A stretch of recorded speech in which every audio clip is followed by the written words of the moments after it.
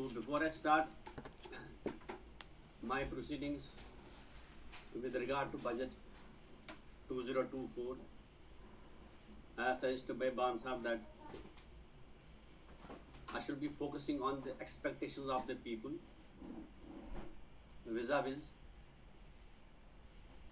the announcements made by the government so far.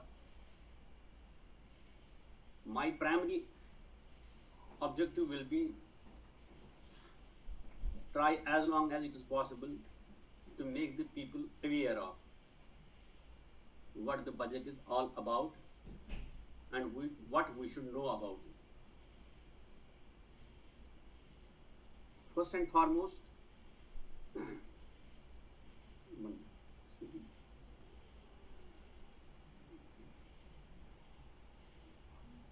sorry.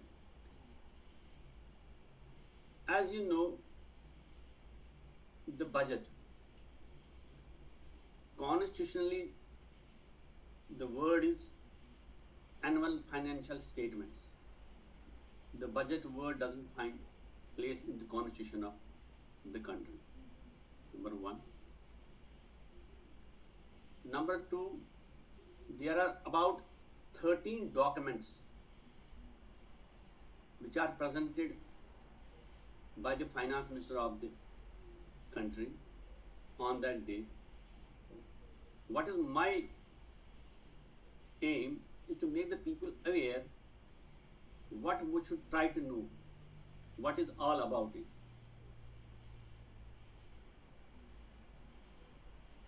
One is annual financial statement, one document in which the government submits before the parliament the details of what will be the sources of their revenue, where from they will get it, and secondly, how they will spend it, expenditure. Second document is demand of grants. In the exercise of annual budget,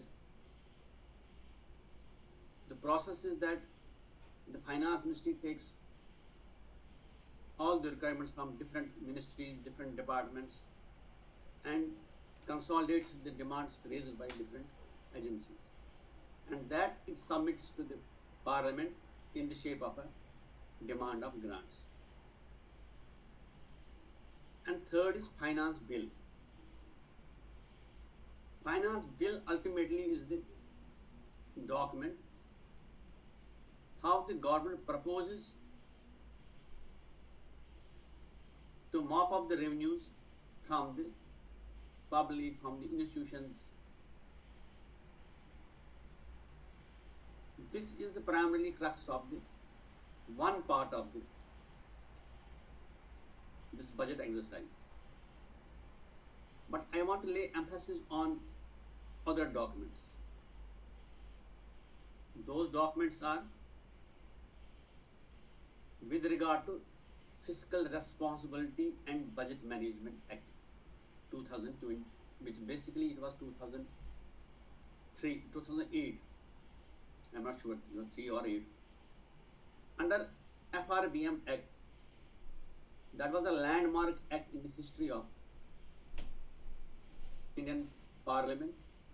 You can say, you can treat that same at par with GST or other important legislatures. What is that all about? You know, we often find the words borrowing by the government or spending by the government, fiscal indiscipline, fiscal deficit. So the government is also duty bound to follow certain benchmarks prescribed by the parliament. The government has prescribed those benchmarks under this FRBM Act, which invariably every finance minister has to submit to the government for its compliance. So my focus will be on this FRBM Act. These are two parts of it. macroeconomic framework. The parliament is not bound to accept what the government says until and unless the government gives the explanation. And those explanations, those details are covered under this report. Macroeconomic framework statement.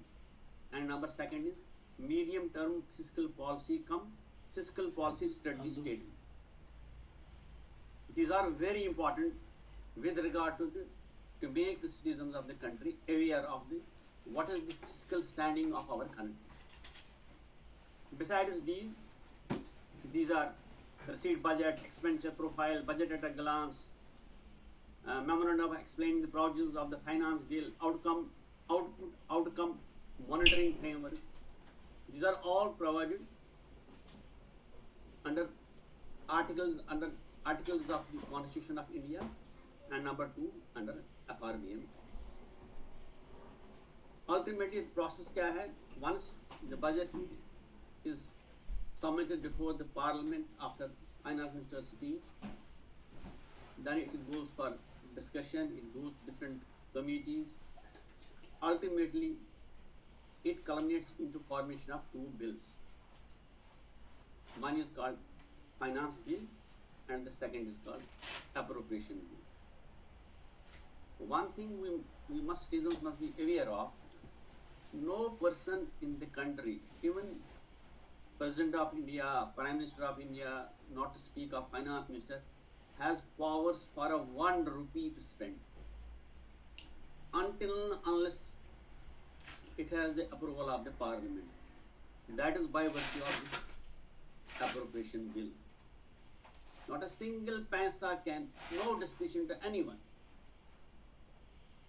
until unless it is approved by the Parliament. Number 1. Number 2, no taxes can be levied, no taxes can be reduced, no taxes can be deleted. No one has the powers until unless it is approved by the Parliament. So that is why this budget exercise is very important. It is said that if this money bill, finance bill, doesn't get passed by any reason, then the government collapses. They have to resign. So it is so important for the working of a country.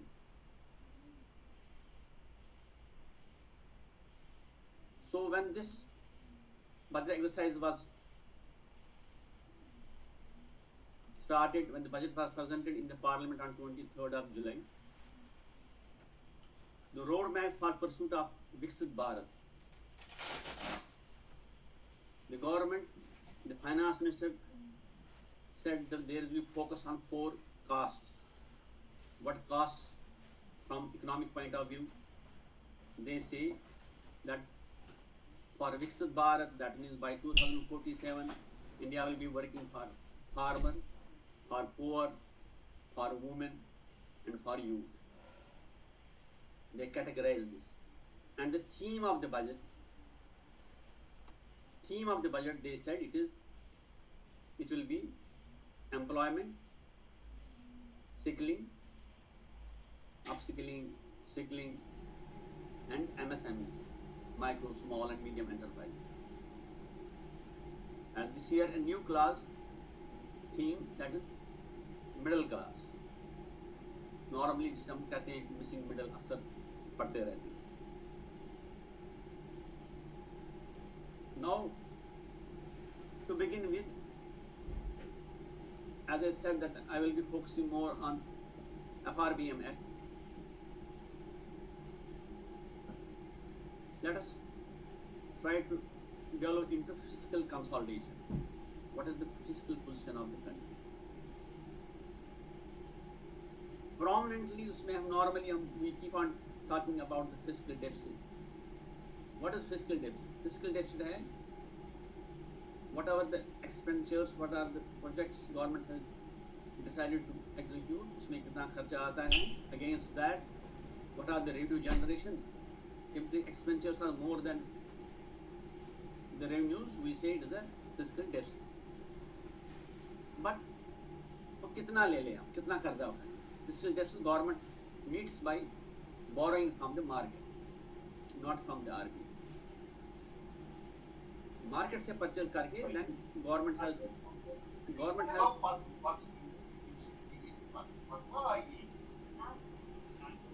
Please ये जिसका ये please mute कीजिए, जिसमें ये background में noise है mute कीजिए please.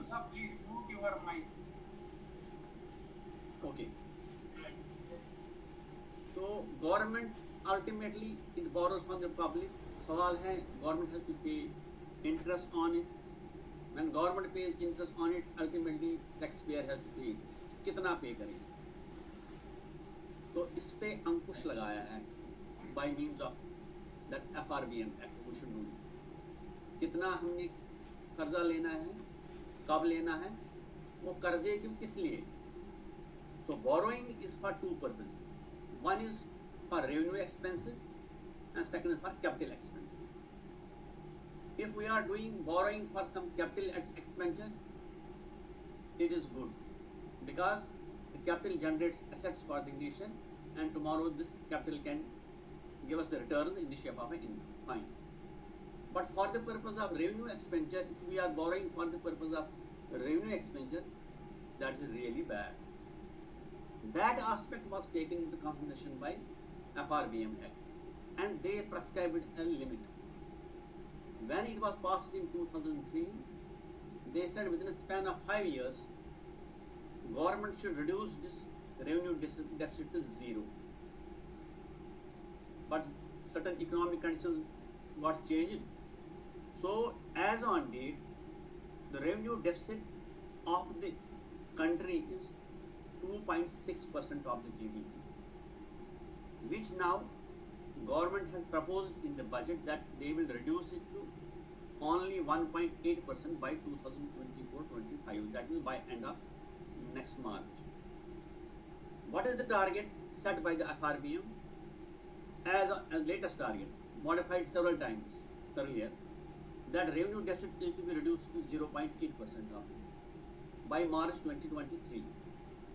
So we should be aware of that कि ये हमारी एक कमजोरी कड़ी है। Second is fiscal deficit. Fiscal deficit was to be brought down to 3% by March 21, but now it is 4.9%.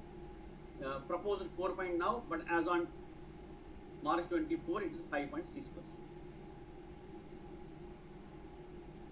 Capital expenditure out of our total expenses, the country has done the year which just completed 21%, and now for next following year they are proposing to do it 23%. They are increasing.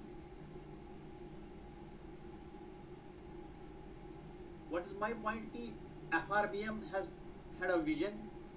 They said there is no hard and fast that you cannot exceed these targets, but when they kept certain conditions, when there is a war between the two countries, when there is a natural calamity, when there is some problem in the agriculture sector of the economy, or otherwise if the GDP of the country decreases by more than 3%, then the government is allowed to deviate from the norms set by FRBM Act.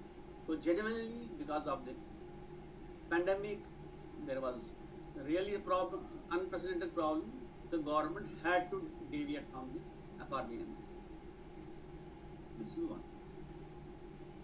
Second क्या है? Revenues we generate, that is by taxes. कितना generate हुआ as per the economic survey recently published?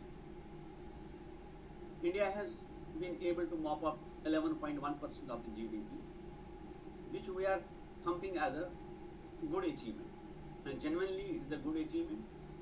जिसमें direct taxes में it was 6.1% and indirect taxes 5%. I just for the consumption of the viewers, I just want to share with you हमारे 11% tax collection हुआ इस बार, अच्छी बात है, But when we sometimes compare it with other peer level countries like Brazil, South Africa, Russia, China, even if we consider 36 countries of Asia and Pacific, where the average tax to GDP collection is 19.3%. Even China में 19.4 है, Brazil में 35% है, south Africa में 28% है, Russia में 23% tax to GDP ratio. That means we can interpret in either way. ये हुआ ये GDP as you know it has been we are the highest GDP growing country in the world. Recently, it is said that our figures are more than 8% growth in GDP. And next year we are proposing, government has proposed that there will be a growth of 7% in GDP. Again, coming to FRBM Act, debt to GDP.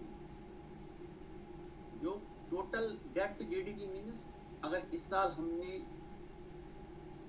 12,000 या 15,000 करोड़ का सरकार ने loan उठाना है तो they keep on paying the interest on it, but the principal amount is also repaid every year, but somehow it's not to be repaid in with 1 or 2 or 3 years. Sometimes it ranges from 10 years, 15 years, 20 years, 5 years. जो accumulated debt जो है वो कितना है as compare to GDP.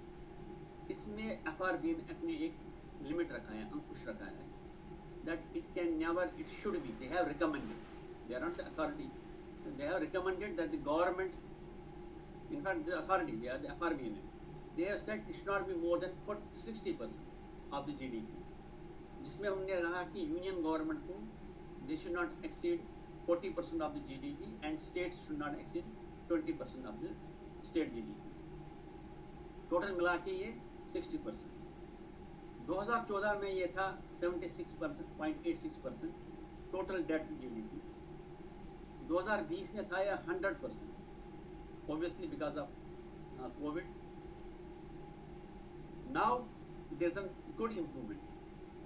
Government has been able to reduce this debt, overall debt, from 100% to 81%, जिसमें union government का it is around 57% and states का है 24%.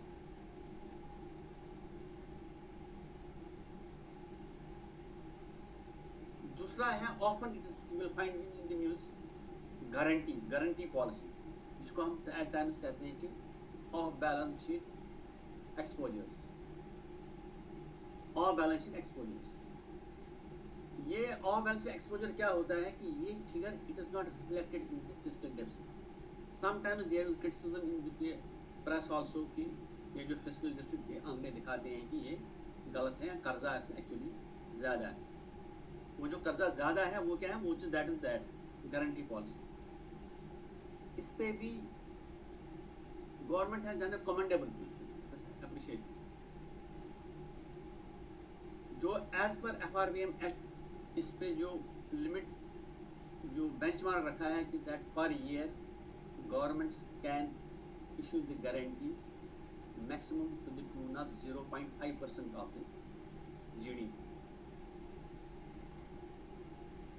2004-05 में it was 3.3% of GDP. Now they have been able to reduce it. 2022-23 में it is simply 0.2%.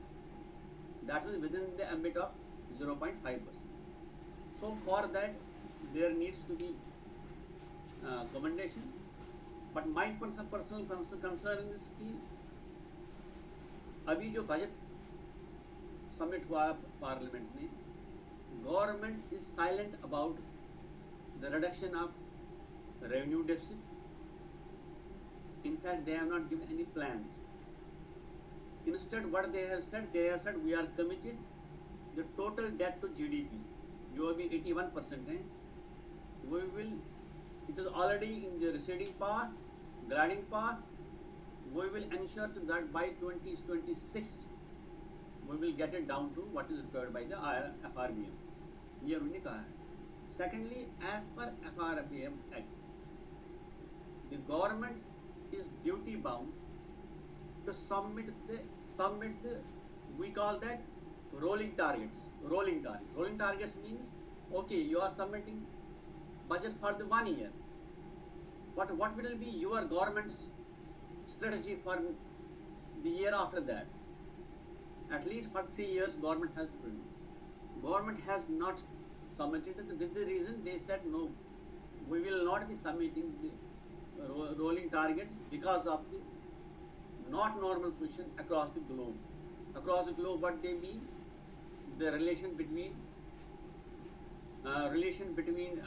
this relation between US and China, Russia, Ukraine war, and now the problem of this Red Sea.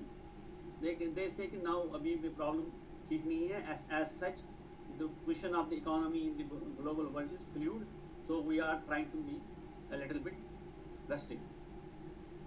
This is all about what I wanted to share about fiscal consolidation. Now coming again to जो इनके resources है, where from it comes. Government has planned that जो भी revenues आएंगे 27% they will be doing borrowing for the expenditures planned for the year. और year क्या है? Year अभी है, it is only almost 7 months left for the next budget to be produced, because next budget will be produced in coming February. That means from now it's hardly 6 or 7 months. So government is proposing that 27% of the requirement they will meet by again borrowing. But इसमें healthy trend क्या है? As you can see from the table, 2021-22 में it was 36%. Now it has come down to 33%. So next year they are budgeting for 27%. So it is a good sign. GST collection, again they are expecting to be, it is increasing trend. Next year they are hopefully getting 18%. Income tax, again on increasing base, increasing trend, 19%. Corporation tax 17. Excise duty, it is 5%.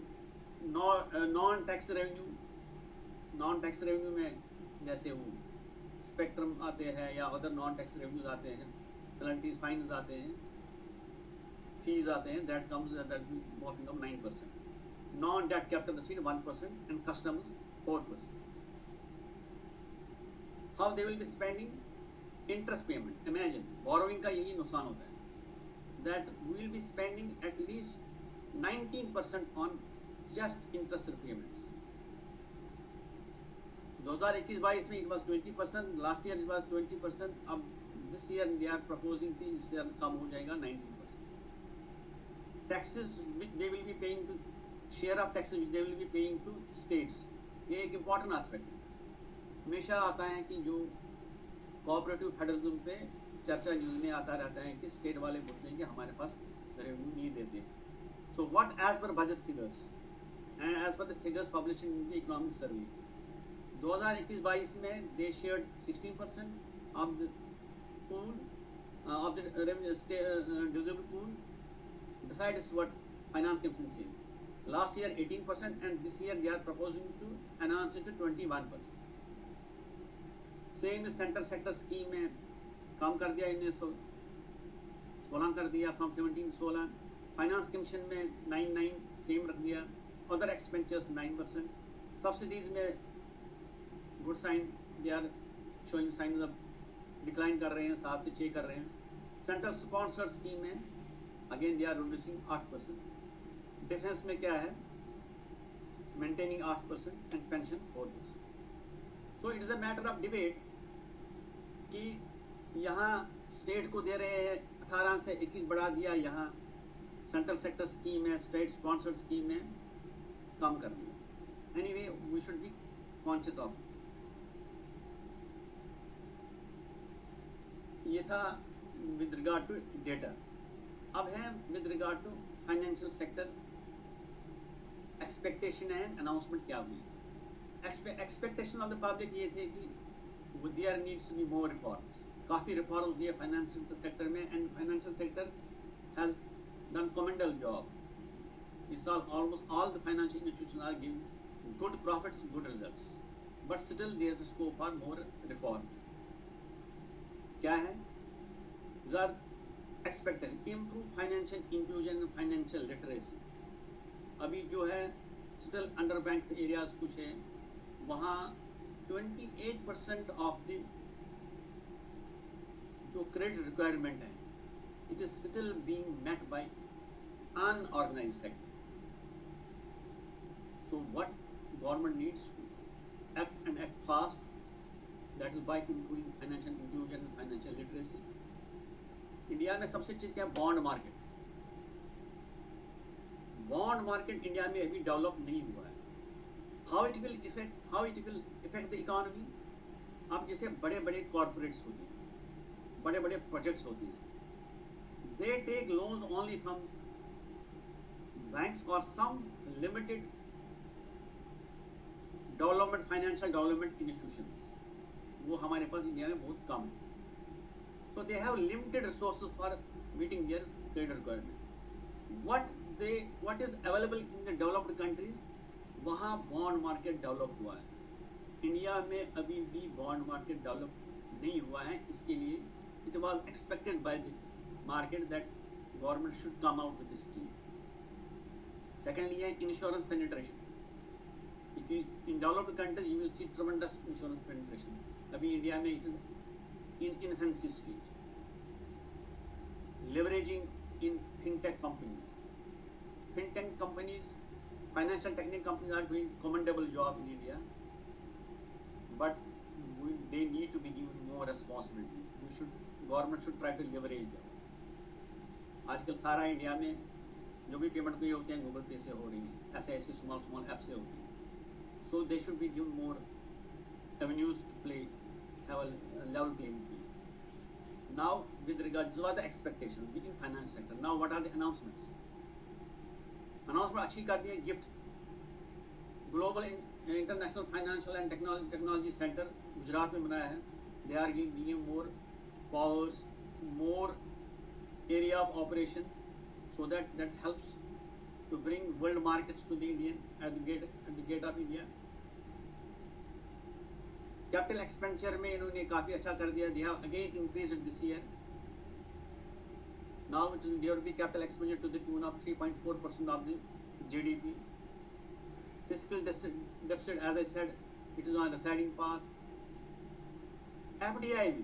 FDI में what is a slightly disturbing figure from last year, it has come down heavily.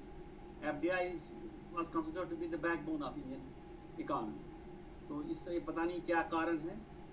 तो इसमें government need have more focus of the government. Long term tax capital gains. Long term capital gains में as you know government has reduced to some extent. Now it has enhanced from 15% to 20%. ये इन्होंने कर दिया. जो अभी इस पर reaction, जो पब्लिक की रिएक्शन आ रही है वो ठीक नहीं आ रही है. वो कहते हैं कि ये गलत है. इस पर इन्होंने specially indexation of this capital gains पे काफ़ी अपोजिशन चल रही है. सो these are the announcements of the government, and let us see how the opposition will decide and how ultimately what will be the final decision of the government. Again corporate tax पे उन्होंने काफ़ी improvement किए हैं. and NG tax has been removed, very important for the industrial sector, especially for startups. And now coming to agriculture and allied sector. Government का official stand है कि what is the driving force of the Indian economy. हर एक country का अपना अपना economy का driving force है. तो इंडिया का जो स्टैंड है, ऑफिशियल स्टैंड है कि agriculture sector is the driving force for the overall Indian economy. Driving force means the sector which has multi-facet impact on other sectors of the economy. So agriculture and allied sector is considered to be driving force of the Indian economy. इसमें क्या है? What are the expectations of the people? How we can increase the productivity and competitiveness of the agriculture sector. India is blessed with vast climate in the country. Near about 28 varieties of soil are available in India. Huge coastal area, but even then, our productivity in agriculture is not at par with the developed countries. Rather, it is very low. If we compare it with China, if we compare it with USA, if we compare even with Brazil, if we compare with Russia. So government, it is expected the government will come, had to come, but I didn't find much. Second expectation regarding FPOs. As you all know, 86% of our farmers comprise of small and marginal farmers. So they are unable to use technologies, they are unable to use marketing facilities, they are unable to use logistic facilities. With the result, their cost of inputs is high, they become poorer and poorer. So how to organize small and marginal farmers into certain organizations, maybe cooperative societies, maybe partnerships, maybe any name, and how they can enter into any contract farming legally so that they don't lose their rights on the land. इसमें कुछ was expected from the government. Same food processing industry, marine fishery, these are considered to be the sunrise industries of the country. इसमें ध्यान expectation है लोगों की. Logistic infrastructure, 33% of the, you won't believe it, 30, it's data, 33% of the vegetables and fruits of the produced in the country gets perishing every year. How that can be easily solved? How? By providing cold storage facility at the farm gate, arranging container movement of agriculture produce from farms to the mandis. Container movement means air conditioned containers. Then at the mandis, we call them APMCs. Although we have the APMCs, they charge heavily to farmers and consumers. They don't have the weighing machines. Can you imagine? All the mandis in the country don't have weighing machines. Haath, we call them Haath, small APMC sublets. Near about 50% doesn't have the weighing machines. In the main APMC, they don't have the grading system. They don't have the laboratory which grade. They don't have the AC container transport system. So this was expected in the logistics infrastructure. Again, expectation. Technology adoption. Market intelligence. We don't know what type of mango Europe needs. We don't know what type of rice USA needs. A farmer sitting in Hoshiarpur doesn't know what is the requirement of a people sitting in Tamil Nadu. So we have failed in market intelligence because of technology non-adoption. This is required at the time. Although government has done a lot with regard to ENAM or other things, but ENAM, again, National Agriculture Market, again half-hearted approach. Main is agriculture research and development. We need to have, because climate is changing like anything, environment is changing. We have to develop certain types of new types of varieties of seeds, varieties of these fertilizers, so that our agriculture practice become resilient and sustainable. So spending on research and development is almost negligible, and agriculture market. Since 86% of the farmers comprise of small and marginal farmers, they cannot afford to avail the marketing facilities available at a 300 kilometers away or 100 kilometers away. They are compelled to sell their little surplus at a throwaway prices at his farm. That means again, because of the logistic support, because of the proper marketing support, because of proper governance of the country, these small and marginal farmers, they are the worst sufferers. That is why I say that the government stand on the farmer produce organizations. There lies the catch. Now I come to announcements. What the government has announced with regard to agriculture and allied sector. They have earmarked 1.52 lakh crores for agriculture. They have promised that they will release new 109 high yielding climate resilient seeds for 32 field and horticulture crops. Again, digital public infrastructure for land, farmers and crops. This is very important. But government has been working on it for the last more than 7 years. Near about 10 states have almost completed 100% digitalization of agriculture lands. So we hope that the announcement made by the government will certainly help the agriculture sector. Now quickly coming to social sector. Missing middle is the problem nowadays. It's a buzzword. Both population segment as well as in the manufacturing segment. In the population segment, people say there are good government's consideration, government's attention is towards the youth, it is fine, fantastic. But what about the middle class? Middle class from income point of view, from middle class from age point of view, there is no focused attention for the middle. The same is for the manufacturing sector. Manufacturing sector, again, we have attention for the small marginal MSMEs. We have attention for the corporates. Where is the middle class industries? Hardly there is any middle class industry or very less. Same is education. Education sector में we need additional support. Insurance penetration में होना चाहिए. Effort should be there. Per capita energy consumption बहुत कम है हमारे पास. Internet facility should be available.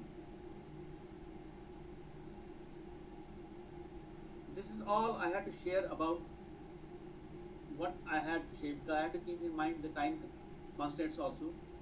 The industrial sector, the other panelists, they will delve on it. बान साहब, I think बान साहब आपका म्यूट है. बान साहब म्यूट है आपका.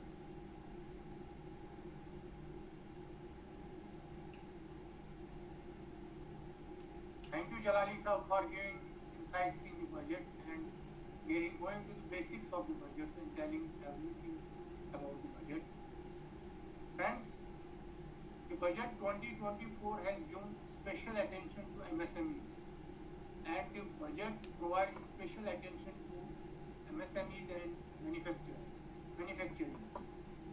They have adopted proposed credit guarantee scheme for MSMEs in the manufacturing sector, facilitating term loan for purchase of machinery for MSMEs, formulated package finance technology support to MSMEs, and last but not least, they have increased the Mudra term loan ceiling from 10 lakhs, 20 lakhs for those who have availed and paid previous loans.